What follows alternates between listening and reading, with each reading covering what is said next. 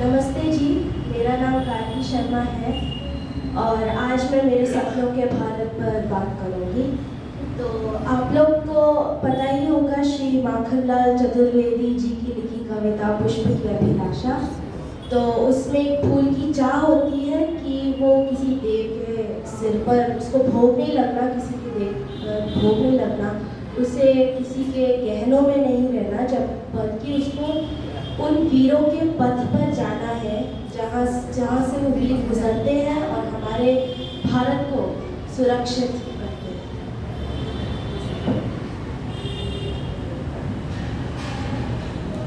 तो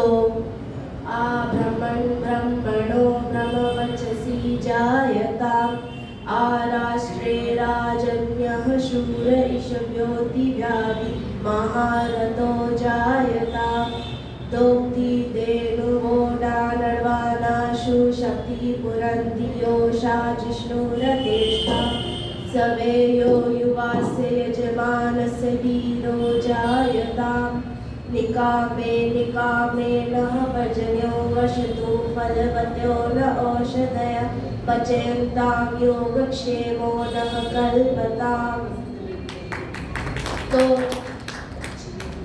तो इसका अर्थ है कि हमारा जो देश हो उसमें सारे ब्राह्मण ज्ञानपूर्ण हो।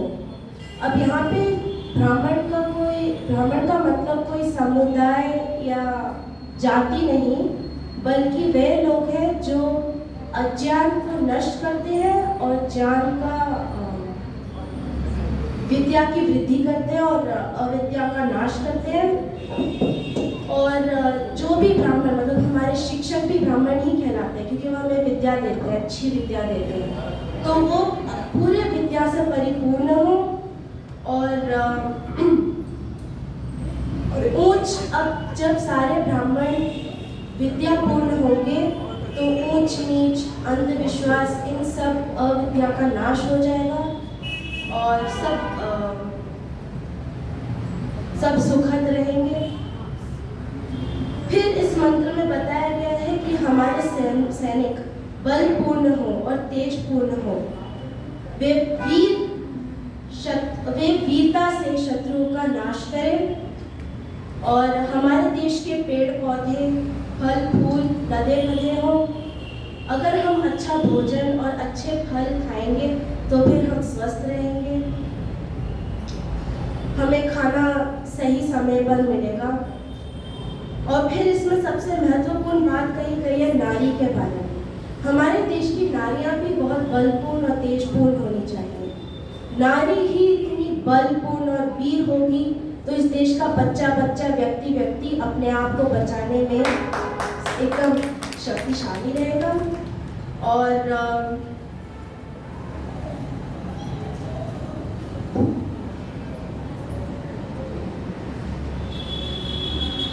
अब इतना ज्यादा ही शक्तिशाली देश रहेगा तो हमारा देश सबसे उत्तम देश कहलाएगा। मतलब किसी भी शत्रु की मजाल नहीं होगी कि वह अपनी आंख उठाकर हमें देख सके। अब हम अपने इतिहास को देखते हैं तो हमें पता चलता है कि कितने लोगों ने अपना बलिदान दे दिया था हमें स्वतंत्रता प्राप्त कराने के लिए। जैसे और कई नारियों ने भी अपना बलिदान दे दिया था, जैसे रानी लक्ष्मीबाई, किट्टू रानी चन्नम्मा और रानी अबक्का चोटा।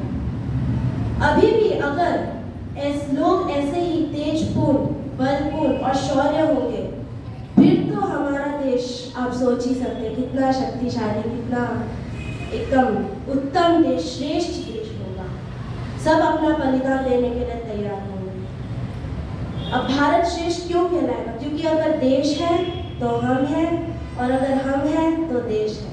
आखिर मैं एक संस्कृत में कहावत कहना चाहूंगी, जननी जन्मभूमिश्च स्वर्गादपि गरीयसी, जिसका अर्थ है जननी और जन्मभूमि स्वर्ग से भी श्रेष्ठ है।